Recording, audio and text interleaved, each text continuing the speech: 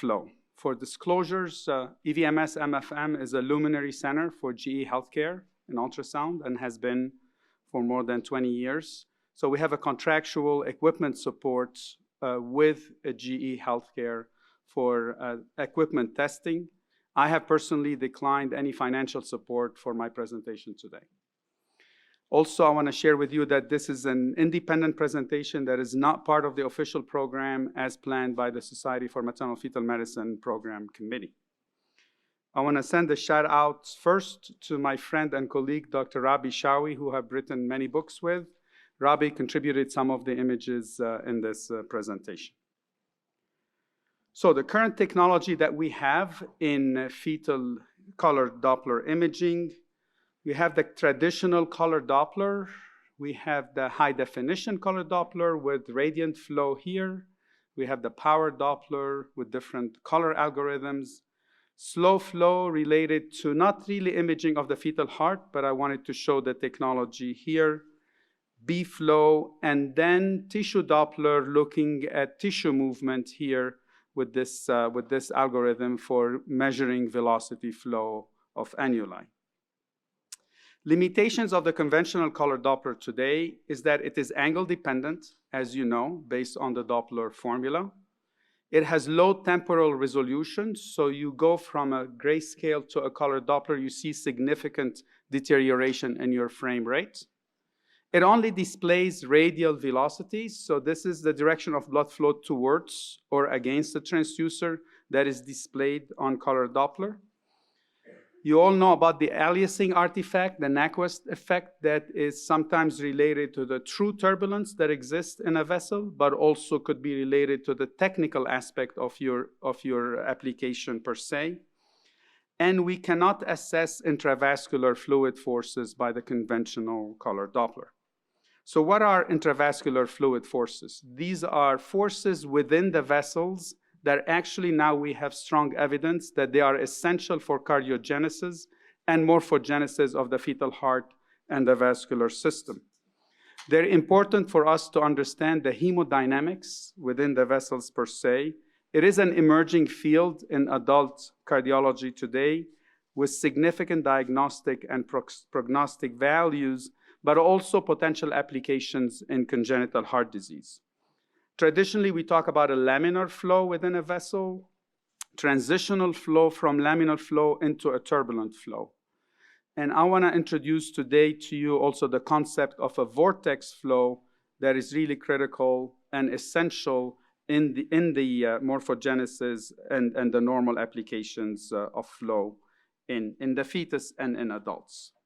So we know in congenital heart disease, it is associated with significant alterations in blood flow patterns and intracardiac hemodynamics. If you look at this vessel right here, you see the presence of significant aliasing in there. So there's significant hemodynamic disruption within this vessel here with critical pulmonary stenosis. And understanding these flow patterns may help us in improving diagnosis and prediction of outcome in those pregnancies. So I want to introduce to you the new color Doppler called graphic flow. So what is graphic flow? Graphic flow is based on the concept of speckle tracking.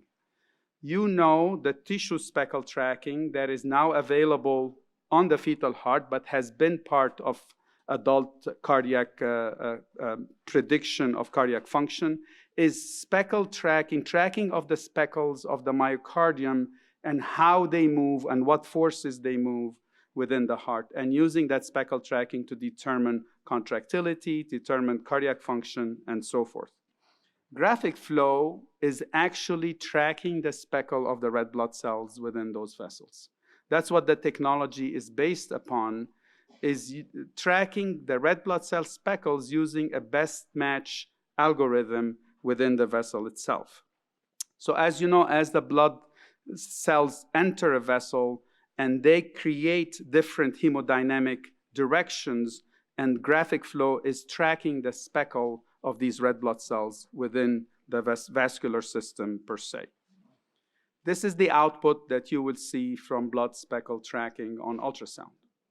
So what you are seeing here is blood flow within the ventricles during diastole.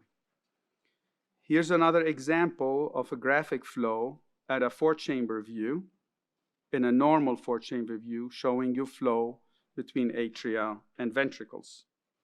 Here's a blood speckle tracking along the ductal arch, aortic arch and ductal arch in a fetus. So going from the current technology that I demonstrated earlier, graphic flow will display the heart in this configuration as you see here. So what are the advantages of blood speckle tracking and graphic flow? First, as you will see, it's very easy to use. It has a very high temporal resolution, so that means you are scanning with blood flow imaging in very high frame rate, which is a significant advantage to what we have today. It is almost angle independent, unlike the conventional color Doppler, because it relies on the amplitude signal in generating the image itself. It displays true directions of blood flow within a vessel, can be used in high and low velocity flow. It is free of aliasing artifacts, and it provides information on flow hemodynamics within the vascular system per se. Also, there is potential in the future for quantitative assessments, as I will show you in a little bit. So the ease of use, let's go through the presets on the ultrasound system. First, you can use graphic flow with any transducer that you see right here on the screen. On your module, you will see a graphic flow button. That graphic flow, just pressing it, will bring graphic flow into view as you see right here. So there's no additional steps that are needed to bring that image into display. There are additional processes that are available. You can use a transparency of maximum, as you see right here, by displaying the flow with a black minimum background, or adding more color Doppler into the flow per se, showing more directional to the relationship of blood flow with the minimum transparency. You can also use arrows to show that the movement of the red blood cells within the vascular system you're studying. So you could see right here by adding the arrows, you see the flow patterns of the blood coming in and coming out of the heart on the left side and the right side, as you see right here. You can also display this in slow motion, and you could see here a display in slow motion, and that becomes really important, as I will show you, in assessing for the presence of vortices within the vascular system per se, because they have some clinical implications. You can also pull in a still image and display that still image. So here on your left, you will see the display of the aortic arch, and then from that display, you can freeze but keep the blood flow circulating. This is just a clip that's going back to the last event, showing you the movement of the red blood cells within the vascular system per se. Now, I mentioned one of the advantages of graphic flow is its temporal resolution, its increased high frame rate. Let me show you some examples of this. Here's a 4-chamber view of a normal fetal heart, and you could see that we are scanning with a 56 hertz right here. So I'm gonna add graphic flow, and you could see that the frequency did not change at all. I'm still scanning with a 54 hertz, despite the fact that I'm seeing all the components that I see in color Doppler with the color Doppler application. Look at this fetus here on grayscale with a ventricular septal defect. I am scanning with a 35 hertz here. Adding conventional color Doppler, the VSD is shown very nicely, but look what happened to the frequency. I'm dropping to 21 hertz here just by adding color Doppler. Using graphic flow to show the VSD itself, look at that I am scanning at the same frequency as I'm scanning with the grayscale, and I'm showing the VSD very well as you've seen it in color Doppler. And indeed, when you look at this VSD frame by frame, you see that the VSD is visible throughout the cardiac cycle because of the temporal resolution that you see within the application of graphic flow. Look at this example also. This is going from a 33 hertz scanning with color Doppler, and you could see when we go into graphic flow, you go to 83 hertz of scanning within the temporal resolution. So it's a significant advantage to what we have today. Second is the ability to scan high and low velocity flow. Here's the atrioventricular septal defect with the arrows option applied to this, showing you inflow and outflow of the heart with the regurgitations that you see right here. And again, in the same fetus, a different angle without the arrows, showing you graphic flow, also showing the blood flow display within that atrioventricular septal defect. Here's an aortic override in a slow-mo and picture showing you the blood flow from the right and left ventricle within this overriding aorta. Now, this is true aliasing relating to the increased velocity of flow rather than a Nyquist effect.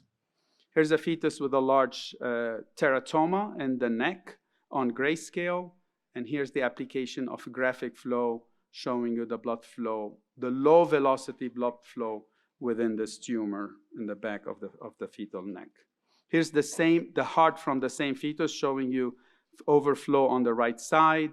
And again, when you look at the brachiocephalic vein, you see with the arrows the blood flow coming from the brachiocephalic vein into the SVC here with the dilation because of the increased flow coming from the teratoma per se. Also, we can use this in the first trimester. Here's a 4-chamber view, maintaining all the safety of the ultrasound exam, going into the 4-chamber view, into the 3-vessel trachea view, and again, the cord insertion in the abdomen, showing you the flow with the umbilical vein and the umbilical arteries here. Cords around the bladder, the umbilical arteries around the bladder here, showing you the flow between, and then fetal breathing to document really very low velocity flow in this fetus in the second trimester. Now, what about blood flow dynamics? I mentioned this in the introduction related to the value of this technology to imaging. So let me introduce the concept of a blood vortex. Vortex is a ring-shaped region of blood that rotates around the common axis. You know, when you see pictures of hurricanes, you see there's a major vortex around the eye of the hurricane. So this vortex itself is not a new discovery. This was discovered by Leonardo da Vinci in 1512, and this is his original manuscript describing the vortices within the aorta, the ventricles, and their value in the fluid hemodynamics. So a blood vortex, what are the physiologic benefits of a blood vortex or vortices? And this is graphic flow into the left ventricle showing you a vortex right here. First of all, it helps in transporting blood within a system. It helps in merging blood streams without collision or energy loss within a vessel or a ventricle. It adds volume to the left ventricle without increase in pressure within the ventricle per se. It is efficient in diastolic filling of the heart. It prevents thrombus formation in adults by keeping the blood circulating within the vascular structures. And it is evolving as a major predictor of cardiovascular outcome. A lot of studies in adult cardiology related to the value of vortices and the prediction of heart failure in adult population with major heart abnormalities. This is again in the fetus showing you with the arrow technology, the vortices within the left ventricle as you see right here on a still image. So what's in the literature today? There's some evidence related to the use of this technology in fetal medicine. This is looking at intracardiac flow pattern in fetuses with congenital heart disease with left and right-sided lesions. This is using the same technology, blood speckle tracking. Here's the output in a normal fetal heart. This is a fetal heart with aortic stenosis showing you the formation of a vortex here and turbulence in the vessel. And here's the tetralgia flow with a significant vortex in the ascending aorta. And looking at left-sided and right-sided lesions compared to control, whether you're looking at the ascending aorta, the aortic arch, descending aorta, or the pulmonary artery, the fetuses with congenital heart disease had shown more vortices within these structures as compared to control. Here's another study published recently looking at the left ventricular vortex in fetuses with coarctation of the aorta using the blood speckle tracking technique. You could see in a normal fetus the presence of the vortex, as I've shown you, in similar location to what I've shown you earlier in using the technology on our system. And you could see the in coarctation of the aorta, the area of the vortex and the width of the vortex are actually bigger than in the normal population. So it could be an added value to the diagnosis of coarctation of the aorta, especially with such false positive and false negative ability to make these diagnoses. This is a paper on blood speckle tracking in pediatric cardiology using the VIVID system. The conclusion of this study was that it shows promise as a novel insight into the pathophysiology of the fetal heart and could become an important diagnostic tool in our evaluation of fetuses and children with congenital heart disease. So, what are some of the potential for future applications? This is a study in children with bicuspid aortic valve using the blood speckle tracking study, identifying an area, a vascular area, and circling that vascular area and using an offline software to analyze the data from here.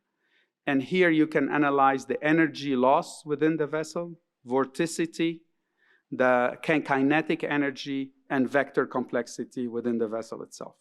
This software is available today, it's still experimental. There has been no studies related to the fetal heart by using these techniques. And hopefully that would be coming in the future by really overcoming some limitations related to standardization, related to the ECG that needs to be applied, and other important things. So what are some of the clinical applications in our day-to-day scanning? Looking at the fetal heart, 4-chamber view, and great vessels, the aortic arch, the pulmonary veins coming into the left atrium, looking at the cerebral vessels, circle of Willis with the pericallosal artery and the sagittal sinus. You see the blood flow in the sagittal sinus on top because this is angle independent almost, so it displays significant amount of flow. The circle of Willis also in the fetal brain. The upper abdomen, looking at the umbilical and hepatic veins with ductus venosus, and looking at the cord insertion in the abdomen, the aorta, and the umbilical vessels. And you could see really the branching of the aorta here very nicely coming out. Going into the lower abdomen, looking into the renal arteries and veins coming into the kidneys on both sides, and looking into the umbilical arteries surrounding the bladder. Looking into the cord and the placenta, looking at blood flow in the umbilical vessels right here with the maximum transparency, removing the background, and looking at placental flow. And look how vascular the placenta looks using this technique. So I'm happy to really share with you that graphic flow has significant wide applicability in the maternal fetal medicine practice, and it overcomes several limitations of color Doppler today that sometimes make scanning challenging. There's opportunity to study flow dynamics in the fetus and its application, and has the potential for quantitative assessment of new physiologic flow parameters that would really open the door for a lot of research into the future in flow hemodynamics, especially in the presence of congenital heart disease. So with our traditional color flow family that we have today, I think we have a new family member, graphic flow, that I predict will have very wide applicability in our day-to-day practice. Thank you for your attention, and I'll be happy to answer any questions.